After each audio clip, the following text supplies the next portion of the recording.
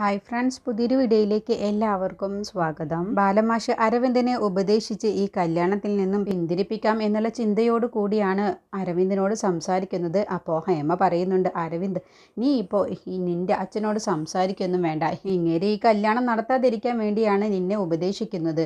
അപ്പോൾ ബാലൻ പറയണേ, ഹേമ നീ കുറച്ചു നേരം ഒന്നും മിണ്ടാതിരിക്കുമോ? ഞാൻ നിന്നോട് വഴക്കിടാനല്ല വന്നിട്ടുള്ളത്, ഞാൻ എൻ്റെ മോനോട് കുറച്ചു നേരം സംസാരിക്കാനാണ്, നീ ഒന്നും മിണ്ടാതിരിക്കുക എന്ന് പറഞ്ഞ് ബാലൻ അരവിന്ദിനെ പറഞ്ഞ് മനസ്സിലാക്കണം. അപ്പോൾ അരവിന്ദ് പറയണേ, അച്ഛൻ എന്താ പറയുന്നത് എന്ന് എനിക്ക് മനസ്സിലാകുന്നില്ല. ബാലൻ പറയണേ, നീ തന്നെ ഒന്ന് ചിന്തിച്ച് നോക്ക്, ശ്രേയയെ സ്നേഹിച്ചിരുന്നത് നിന്റെ അനിയനാണ്. നിന്റെ അനിയനോടുള്ള പക തീർക്കാൻ വേണ്ടി മാത്രമാണ് ശ്രേയ നിന്നെ കല്യാണം കഴിക്കാമെന്ന് സമ്മതിച്ചിട്ടുള്ളത്, അല്ലാതെ നിന്നോടുള്ള സ്നേഹം കൊണ്ടൊന്നുമല്ല. നീ തന്നെ ഒന്ന് ചിന്തിച്ച് നോക്ക്. എൻ്റെ അനിയനെ സ്നേഹിച്ച അവൾ നിന്നെ ഇപ്പോൾ വിവാഹം കഴിക്കാൻ സമ്മതമാണെന്ന് പറയുമ്പോൾ അതിൻ്റെ ദുരൂഹത എന്താണെന്ന് പോലും നീ ചിന്തിക്കാതെയാണ് ഈ കല്യാണത്തിന് നീ ഒരുങ്ങിയിട്ടുള്ളത്.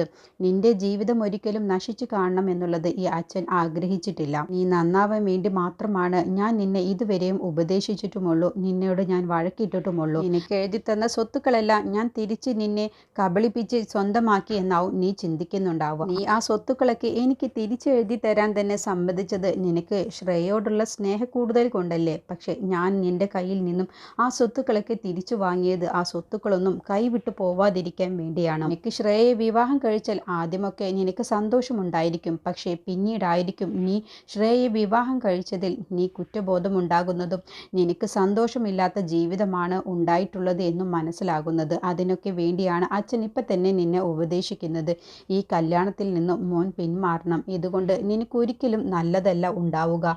നിനക്ക് ശ്രേയയുടെ ഭർത്താവ് എന്നുള്ള പേര് മാത്രമാണ് ഉണ്ടാവുക. ശ്രേയ പല ലക്ഷ്യങ്ങളോട് കൂടിയാണ് ഈ കല്യാണത്തിന് സമ്മതിക്കുന്നത് തന്നെ, അത് നീ മനസ്സിലാക്കണം. ശ്രേയയുമായിട്ടുള്ള ഈ വിവാഹം, നിന്റെയും അവളുടെയും വിവാഹം നടന്നു കഴിഞ്ഞാൽ നമ്മുടെ കുടുംബത്തിൻ്റെ അഭിമാനമാണ് നഷ്ടപ്പെടാൻ വേണ്ടി പോകുന്നത്. നീ അതിനെക്കുറിച്ചൊക്കെ ഒന്ന് ചിന്തിച്ച് നോക്ക്, എന്നിട്ട് അച്ഛൻ പറയുന്നതിൽ എന്തെങ്കിലും കാര്യമുണ്ടോ എന്ന് ചിന്തിച്ച് നോക്ക് എന്ന് പറയണേ. അപ്പോൾ ഹേമ പറയണേ, നീ വാ അരവിന്ദ്, നിന്റെ അച്ഛൻ അങ്ങനെ പലതും പറയും. അപ്പോൾ അരവിന്ദിൻ്റെ മനസ്സിലേക്ക് ബാലൻ പറഞ്ഞ ആ വാക്കുകളൊക്കെ ചെറുതായിട്ടൊന്ന് കയറിയിട്ടുണ്ടാവും. അങ്ങനെ ബാലൻ പറയണേ, നീ തന്നെ ഒന്ന് ചിന്തിച്ച് നോക്ക്, നീ ഇപ്പോൾ എന്നോട് ഇതിനുള്ള മറുപടി ഒന്നും പറയേണ്ട, നീ നല്ല ആലോചിച്ച് ഒരു തീരുമാനമെടുത്ത ശേഷം നാളെ എന്നോട് ഇതിനുള്ള മറുപടി പറഞ്ഞാൽ മതി. അച്ഛൻ പറയുന്നതിൽ എന്തെങ്കിലും കാര്യമുണ്ടോ എന്നുള്ളത് നീ ചിന്തിച്ച് നീ ആലോചിച്ച് ഒരു തീരുമാനമെടുത്ത് എൻ്റെ അടുത്ത് വന്ന് പറഞ്ഞാൽ മതി എന്നും പറഞ്ഞ് ബാലൻ പോവുകയാണ് കേട്ടോ. അപ്പോൾ അരവിന്ദ് ഹേമ പറയുന്നതിലല്ല കാര്യമുള്ളത്, അച്ഛൻ പറയുന്നതിൽ കാര്യമുണ്ട് എന്നുള്ള ചിന്തയോടുകൂടി ചെറിയൊരു മനസ്സിളക്കം അരവിന്ദിന് വരികയാണ്. അങ്ങനെ റൂമിലേക്ക് അരവിന്ദും ഹേമയും പോവുകയാണ് കേട്ടോ. ഈ സമയം ചാരുവും ആകാശും കൂടി സംസാരിക്കുകയാണ്. അപ്പോൾ ചാരു കാര്യങ്ങളൊക്കെ ആകാശിനോട് പറഞ്ഞിട്ടുണ്ടാകും. അപ്പോൾ ആകാശ് പറയണേ, എന്തിനാണ് നീ അരവിന്ദിൻ്റെ അടുത്തേക്ക് അച്ഛനെ വെറുതെ പറഞ്ഞു വിട്ടത്? അരവിന്ദിൻ്റെ സ്വഭാവം ശരിക്കും അറിയാവുന്നതാണ്, അവൻ ഒരിക്കലും അച്ഛൻ പറയുന്നതൊന്നും അനുസരിക്കാനൊന്നും പോകുന്നില്ല.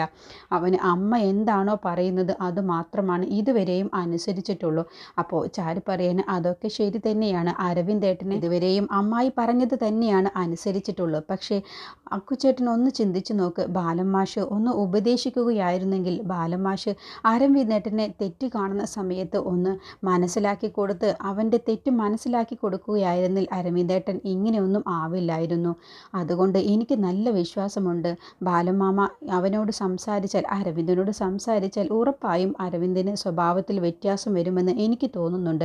അപ്പോൾ ആകാശ് പറഞ്ഞു, എനിക്കങ്ങനെ തോന്നുന്നില്ല, അരവിന്ദിൻ്റെ സ്വഭാവം എനിക്ക് മനസ്സിലാവാഞ്ഞിട്ടാണ്. ഒരിക്കലും അച്ഛൻ പറയുന്നതൊന്നും അവൻ അനുസരിക്കില്ല, അമ്മ എന്താണോ പറയുന്നത് അത് മാത്രമാണ് അരവിന്ദ് അനുസരിക്കുകയുള്ളൂ. ഇല്ല അക്കുച്ചേട്ടാ, എനിക്കെന്തോ തോന്നുന്നുണ്ട്, ബാലൻ മാമ പറഞ്ഞത് അനുസരിക്കുമെന്ന് എൻ്റെ മനസ്സിൽ തോന്നുന്നുണ്ട്, അരവിന്ദേട്ടന് കാര്യം മനസ്സിലാവുമെന്ന് എനിക്ക് തോന്നുന്നുണ്ട് എന്നൊക്കെ പറയണം. നോക്കാം, നമുക്ക് നോക്കാം. നീ പറഞ്ഞതുപോലെ അച്ഛൻ സംസാരിച്ച് അരവിന്ദിൻ്റെ സ്വഭാവത്തിൽ വലിയ വ്യത്യാസം വരികയാണെങ്കിൽ അത് തന്നെയാണ് നല്ലത്, നമുക്ക് നോക്കാം. സമയം അരവിന്ദ് റൂമിലെത്തിയ ശേഷം ബാലൻ പറഞ്ഞ വാക്കുകൾ ഇങ്ങനെ ആലോചിക്കുകയാണ്. നിന്നോടുള്ള ഇഷ്ടം കൊണ്ടല്ല ശ്രേയ ഈ വിവാഹത്തിന് സമ്മതിച്ചിട്ടുള്ളത്, നിന്നെ ഒരു കരുവാക്കിയിട്ട് നിന്റെ അനിയനോടുള്ള പക തീർക്കാൻ വേണ്ടിയാണ് എന്ന് പറഞ്ഞ ആ വാക്കുകളൊക്കെ ഇങ്ങനെ അരവിന്ദ് ആലോചിക്കാൻ കേട്ടോ. അപ്പോൾ അരവിന്ദ് ഹേമ പറഞ്ഞ കാര്യം കൂടി ആലോചിക്കുകയാണ്. ശ്രേയ ഹേമക്ക് ഫോൺ വിളിച്ച്, ഞാൻ അരവിന്ദിനെ വിവാഹം കഴിക്കുന്നത് കൊണ്ട് അരവിന്ദ് ഒരിക്കലും എന്നെ ഭർത്താവിൻ്റെ അധികാരം എൻ്റെ അടുത്ത് എടുക്കാൻ പാടില്ല, ഞാൻ അവിടേക്ക് അരവിന്ദനെ വിവാഹം കഴിച്ച് വരുന്നത് തന്നെ ചാരുവിനോടും ആകാശിനോടുമുള്ള പ്രതികാരം തീർക്കാൻ വേണ്ടിയാണ് എന്ന് പറഞ്ഞ ആ കാര്യം അരവിന്ദ് ആലോചിക്കാൻ കേട്ടോ. അപ്പോൾ ഹേമ അരവിന്ദിനോട് ശ്രേയ പറഞ്ഞ ആ കാര്യങ്ങളൊക്കെ പറഞ്ഞിട്ടുണ്ടാവും. അപ്പോൾ അത് ആലോചിക്കുകയാണ്. അപ്പോഴാണ് ഹേമ ഭക്ഷണവുമായിട്ട് അരവിന്ദിൻ്റെ അടുത്തേക്ക് വരുന്നത്. അരവിന്ദ്, നീ എന്താ ആലോചിച്ചിരിക്കുന്നത്? നിനക്ക് ഭക്ഷണം കഴിക്കണ്ടേ? ഇല്ല അമ്മേ, എനിക്ക് ഭക്ഷണമൊന്നും വേണ്ട. അമ്മ റൂമിൽ നിന്ന് പോവാൻ നോക്കി. എന്തു പറ്റിയടാ? നീ എന്താ ആലോചിച്ചിരിക്കുന്നത്? എനിക്കെന്താ ഇപ്പോൾ വിശക്കുന്നില്ലേ? വിശക്കുന്നൊക്കെ ഉണ്ട്, പക്ഷേ എനിക്കെന്തോ ഭക്ഷണം കഴിക്കാൻ തോന്നുന്നില്ല. അച്ഛൻ പറഞ്ഞ കാര്യങ്ങൾ നിൻ്റെ അച്ഛൻ അങ്ങനെ പലതും പറയും. നീ അതൊന്നും ആലോചിച്ച് വെറുതെ തല പുണ്ണാക്കാൻ നിൽക്കണ്ട. അയാൾ ഓരോന്ന് സംസാരിച്ച് അയാളുടെ മനസ്സ് മാറ്റാനൊക്കെ മിടുക്കനാണ്.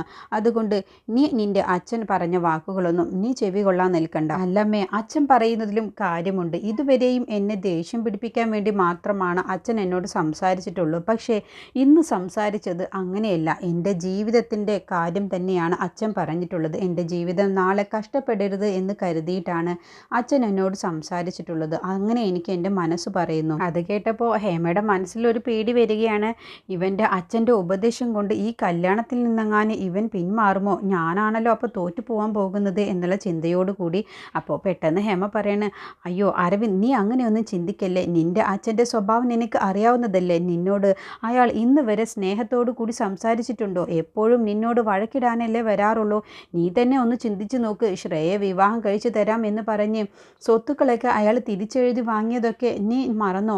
നീ അതിനെക്കുറിച്ചൊക്കെ ഒന്ന് ചിന്തിച്ചു നോക്ക്. അയാൾ നിന്നെ പറ്റിക്കാൻ വേണ്ടിയാണ് ഓരോന്നും പറയുന്നത്. അയാൾ ഒരിക്കലും നിൻ്റെ നന്മ കരുതിയിട്ടില്ല എന്നൊക്കെ പറയുമ്പോൾ അരവിന്ദ് പറയണം, അങ്ങനെയല്ല അമ്മ, ഇതുവരെയും എന്നോട് അച്ഛൻ ദേഷ്യപ്പെട്ട് സംസാരിക്കുകയും എല്ലാം ചെയ്യാറുണ്ട്. അതൊക്കെ ശരി തന്നെയാണ്. പക്ഷേ ഇപ്പോൾ സംസാരിച്ചത് അങ്ങനെയല്ല. എൻ്റെ ജീവിതത്തിനെ കുറിച്ച് ഓർത്തിട്ട് തന്നെയാണ് അച്ഛൻ സംസാരിച്ചിട്ടുള്ളത്. എന്നോട് ഇതുവരെ എന്നെ മോനെ എന്ന് അച്ഛൻ വിളിച്ചിട്ടില്ല. ഇന്ന് കണ്ടില്ലേ എന്തൊരു സ്നേഹത്തിലാണ് അച്ഛൻ എന്നോട് സംസാരിച്ചത്. അത് തന്നെയാടാ അരവിന്ദ് ഞാൻ പറയുന്നത്. അയാൾ നിൻ്റെ മനസ്സ് മാറ്റാൻ വേണ്ടിയാണ് ഇങ്ങനെയൊക്കെ സംസാരിച്ചത്. നീ വെറുതെ അത് കണ്ണടച്ച് വിശ്വസിക്കാൻ നിൽക്കണ്ട. അയാൾ നിന്നെ പറ്റിക്കാൻ വേണ്ടിയാണ് ഓരോന്നും പറയുന്നതും ചെയ്യുന്നതും. നീ ശ്രേയയുമായിട്ട് വിവാഹത്തിന് സംബന്ധിച്ച് നിങ്ങൾ സന്തോഷത്തോടു കൂടി ജീവിക്കുന്നതിനെ കുറിച്ചൊന്ന് ചിന്തിച്ച് നോക്ക്. അപ്പോൾ അരവിന്ദ് പറയുന്നത്, അതിനെക്കുറിച്ച് ചിന്തിച്ചിട്ട് തന്നെയാണ് അമ്മേ ഞാനിപ്പോൾ സംസാരിക്കുന്നത്.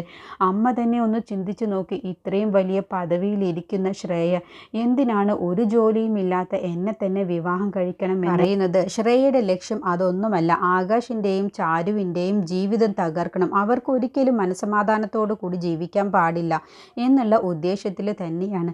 അതൊന്നുമില്ലടാ അരവിന്ദ്. അങ്ങനെയല്ല അമ്മേ, ഞാൻ പറയുന്നതും ഒന്ന് അമ്മ ചിന്തിച്ചു നോക്ക്. അന്ന് ഫോൺ വിളിച്ച സമയത്ത് എന്താണ് അമ്മയോട് പറഞ്ഞത്?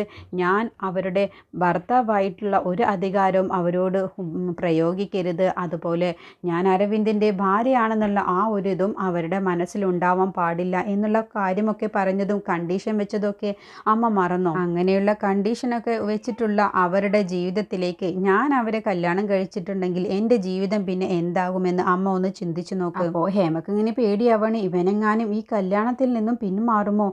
ഞാൻ എല്ലാവരുടെ മുന്നിൽ തോറ്റുപോകുമോ എന്നുള്ള ചിന്തയാണ് കേട്ടോ. എന്നിട്ട് ഹേമ പറയുന്നത്, ഇല്ലടാ അരവിന്ദ്, നീ വെറുതെ ആവശ്യമില്ലാത്തത് ചിന്തിച്ച് കൂട്ടണ്ട. ശ്രേയ നമ്മളോട് പല കണ്ടീഷനും പറഞ്ഞിട്ടുണ്ടെങ്കിലും അതൊക്കെ ആരനുസരിക്കാൻ പോകുന്നു? ശ്രേയ വിവാഹം കഴിച്ചാൽ നീ എല്ലാ അധികാരവും അവളുടെ അടുത്തെടുക്കും. നീ ഭർത്താവാണെന്നുള്ള അധികാരം അവളുടെ അടുത്തെടുക്കും. നമ്മൾ പറയുന്നത് പോലെയാണ് ശ്രേയ ജീവിക്കാൻ പോകുന്നത്. അല്ലാതെ ശ്രേയ പറയുന്നത് പോലെയൊന്നുമല്ല. നീ ആദ്യം ഈ കല്യാണത്തിന് സമ്മതിക്കും. നീ വെറുതെ തല പുകഞ്ഞ് ആലോചിക്കേണ്ട. അല്ലമ്മേ, ഇത് എൻ്റെ ജീവിതമാണ്. ശ്രേയയുടെ ലക്ഷ്യം ആകാശിൻ്റെയും ചാരുവിൻ്റെയും ജീവിതത്തിൽ മനസമാധാനം കൊടുക്കരുത് എന്നുള്ള ചിന്തയാണ്. അതിന് അവൾ എന്നെ ഒരു കരുവാക്കുകയാണ്. അതുകൊണ്ട് എനിക്കിതിനെക്കുറിച്ചൊന്ന് ചിന്തിക്കണം, എന്നിട്ടൊരു തീരുമാനമെടുക്കുകയുള്ളൂ എന്ന് പറഞ്ഞ് അരവിന്ദ് ആ റൂമിൽ നിന്ന് പോകുന്ന സമയത്ത്, ഡാ അരവിന്ദ്, നീ വെറുതെ ഓരോന്ന് ചിന്തിച്ച് നിൻ്റെ തല പുണ്ണാക്കാൻ നിൽക്കണ്ട. ഈ അമ്മ പറയുന്നത് നീ അനുസരിക്ക്. നിൻ്റെ നല്ലതിന് വേണ്ടി മാത്രമല്ലേ അമ്മ ഇതുവരെയും സംസാരിച്ചിട്ടുള്ളൂ. നീ വെറുതെ ഓരോന്ന് ചിന്തിക്കണ്ട. അമ്മയോടെന്താ എത്ര പറഞ്ഞാലും മനസ്സിലാവില്ലേ? എനിക്കറിയാം, ഞാൻ പൊട്ടനൊന്നുമല്ല. ഞാനും ഒന്ന് ചിന്തിക്കട്ടെ. അമ്മ തൽക്കാലം ഇപ്പോൾ റൂമിൽ പോയി ഉറങ്ങാൻ നോക്ക് എന്ന് പറഞ്ഞ് അരവിന്ദ് ചെറുതായിട്ട് ഹേമയോട് ദേഷ്യപ്പെട്ട് സംസാരിക്കുകയാണ്. അങ്ങനെ ഹേമ അവിടെ നിന്നു അയ്യോ ഇവൻ്റെ മനസ്സ് മാറുമോ എന്നുള്ള പേടിയോട് കൂടി പോവുകയാണ്. ഈ സമയം ചാരു അമ്മയുടെ ഫോട്ടോയുടെ അടുത്ത് വന്ന് കരഞ്ഞുകൊണ്ട് പറയുകയാണ്, അമ്മ ഈ വീട്ടിലെ അവസ്ഥ ഇപ്പോൾ കണ്ടില്ലേ? അരവിന്ദേട്ടൻ ശ്രേയെ കല്യാണം കഴിച്ചാൽ അതോടുകൂടി ഈ വീട്ടിലെ സമാധാനം പോകും. ബാലമാമ കൊണ്ടു നടന്ന ഇത്രയും കാലം കൊണ്ടു നടന്ന അന്തസ്സും അഭിമാനവും എല്ലാം ഇല്ലാതാവും. ശ്രേയയുടെ മനസ്സിൽ എന്താണെന്നുള്ള എന്നുള്ളത് അവൾ എന്നോട് പറഞ്ഞതാണ്. ഈ വീടിനെ ഇല്ലാതാക്കാൻ വേണ്ടിയാണ് അവൾ വരുന്നത്. അവളുടെ മനസ്സിൽ പല ഉദ്ദേശത്തോടു കൂടി ഈ വീടിനെ നശിപ്പിക്കാൻ വേണ്ടിയാണ് അവൾ വരുന്നത്. അവളുടെ മനസ്സിലുള്ള പക തീർക്കാൻ വേണ്ടി, അക്കുച്ചേട്ടനോടും എന്നോടും ബാലമാമയോടുമുള്ള പക തീർക്കാൻ വേണ്ടിയാണ് അരവിന്ദേട്ടനെ കരുവാക്കി കല്യാണം കഴിക്കാമെന്ന് പറഞ്ഞ് ഈ വീട്ടിലേക്ക് വരുന്നത്. ഇതൊരിക്കലും ഈ കല്യാണം നടക്കരുത് അമ്മേ. അരവിന്ദേട്ടൻ്റെ മനസ്സിനെ ഒന്ന് മാറ്റിയെടുക്കുക അമ്മേ. അരവിന്ദേട്ടനോട് ബാലമാമ സംസാരിച്ചു. ഇനി അരവിന്ദേട്ടൻ നല്ലൊരു തീരുമാനമെടുക്കണം. ശ്രേയയുടെ മനസ്സിലുള്ളത് എന്താണെന്നുള്ളത് അരവിന്ദേട്ടന് മനസ്സിലാക്കാം. അരവിന്ദേട്ടനോടൊത്ത് സന്തോഷത്തോടു കൂടി ജീവിക്കാനല്ല ശ്രേയ ഇവിടേക്ക് വരുന്നത്. ഈ വീടിനെ നശിപ്പിക്കാൻ വേണ്ടി, ഈ വീടിനെ വെട്ടിമുറിക്കാൻ വേണ്ടിയാണ് അവൾ വരുന്നത് എന്ന് അരവിന്ദേട്ടനൊന്ന് മനസ്സിലാക്കി കൊടുക്കണം. അങ്ങനെ അമ്മയുടെ ഫോട്ടോയുടെ മുന്നിൽ നിന്ന് കരഞ്ഞുകൊണ്ട് ചാരു ഒരുപാട് സംസാരിക്കുകയാണ്. അപ്പോൾ ഇതെല്ലാം തന്നെ കേട്ടും കൊണ്ട് അപ്പുറത്ത് ബാലൻ നിൽക്കുന്നുണ്ട്. ചാരു സംസാരിക്കുന്നതെല്ലാം തന്നെ ബാലൻ കേൾക്കുകയാണ് കേട്ടോ. അങ്ങനെ കരഞ്ഞുകൊണ്ട് ചാരു അമ്മയുടെ ഫോട്ടോയിൽ സംസാരിച്ച ശേഷം അങ്ങ് റൂമിലേക്ക് പോകാൻ വേണ്ടി അങ്ങ് ഒരുങ്ങുകയാണ്. അങ്ങനെയാണ് തിരിഞ്ഞു നോക്കുന്ന സമയത്താണ് ബാലൻ അവിടെ നിൽക്കുന്നത് ചാരു കാണുന്നത്. അപ്പോൾ പെട്ടെന്ന് ചാരു ബാലമാമയെ കാണുമ്പോൾ ബാലമാമ ഇതെല്ലാം കേട്ടുകൊണ്ടാണോ നിന്നിരുന്നത് എന്നുള്ള ഭാവത്തിലാണ് കേട്ടോ ബാലനെ നോക്കുന്നതും. ഇതിനെക്കുറിച്ചുള്ള ബാക്കി റിവ്യൂ അടുത്ത വീഡിയോയിൽ പറയാം.